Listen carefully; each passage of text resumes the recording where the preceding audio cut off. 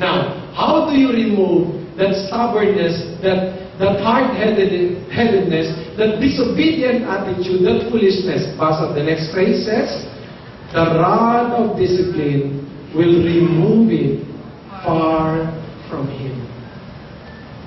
You see? Far from him. So why do we have to start early in disciplining our children? To remove foolishness. Bakit, Pastor? What's the effect of foolishness? You don't just destroy plants and materials. When a person does not grow up with discipline, this is what the Bible says. Let's read together the next verse. Psalm 14:1. The fool has said in his heart, there is no God. You know someone who is an atheist? You must know someone who was not disciplined when he was young.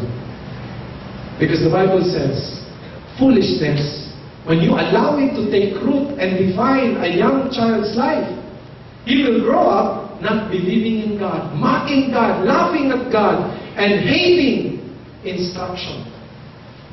But if you want to bring up a person in this world who loves God, obeys God, and follows instruction, then 0 to 5, you must what? Spank, discipline, and spank if needed. Alright? Remember that. So that, why do we have to spank and discipline? Using the rod? So that the child will remember that pain equals wrong behavior. Wrong behavior equals pain. Right brings pleasure. There you go. Okay? Proverbs 23:13-14 says, everybody, don't fail to correct your children. They won't die if you spank them. See? Hahawa ka pa lang ng pamalo, pantay bata kita mamaya. The Bible says, if you spank your children for discipline, it's okay. Spank, hindi bugbog.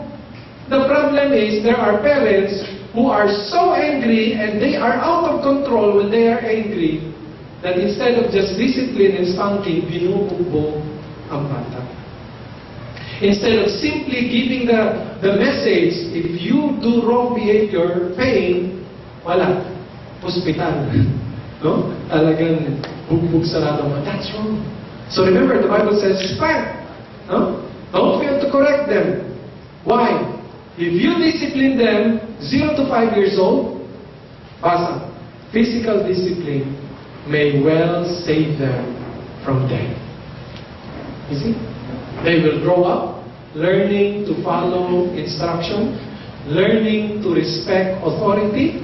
It will save them from early dying. No?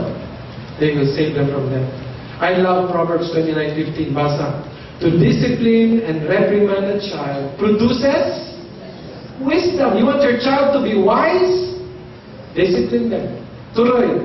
But a mother is disgraced by an undisciplined child. You don't want to be disgraced in your life? Discipline. 0 to 5 years old. Even if they need to be spanked. Now, who has a child between 6 to 12? Nasa kamay.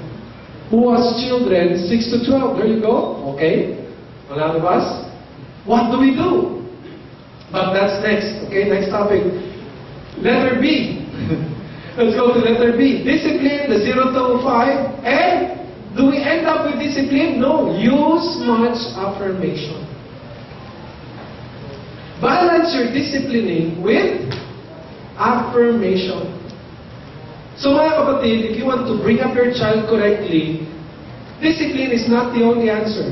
You must also balance it with affirmation, with verbal affirmation. Proverbs 3, basa.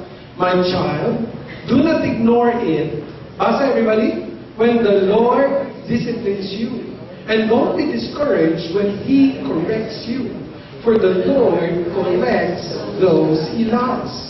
Just as a father corrects a child in whom he delights. You see? Affirmation. Correction. So meaning, when you discipline a child, you must balance it with what? Explanation. Why? You see?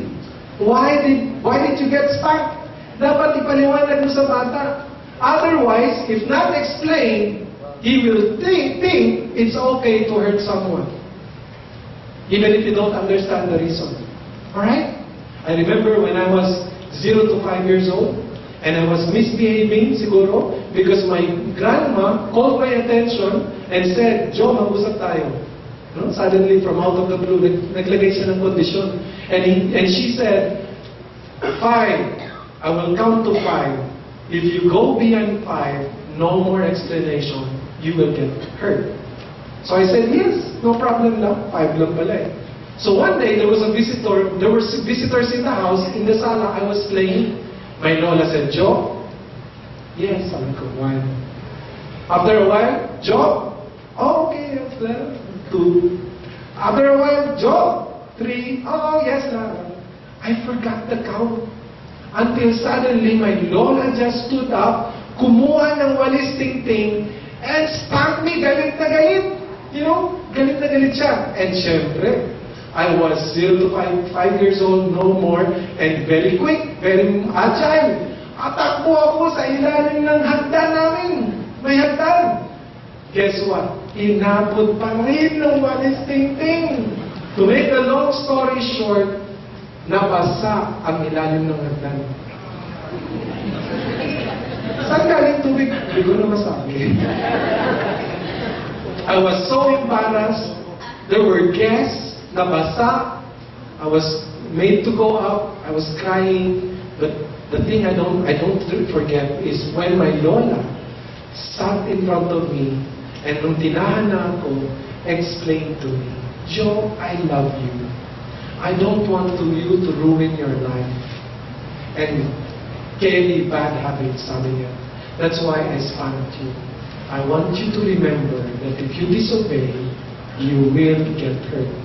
When she explained na mahal niya pala ako, that I'm valuable to her, I said internally, in my young mind, I said to myself, the next time when my lola says something, I will obey it right away. No questions asked.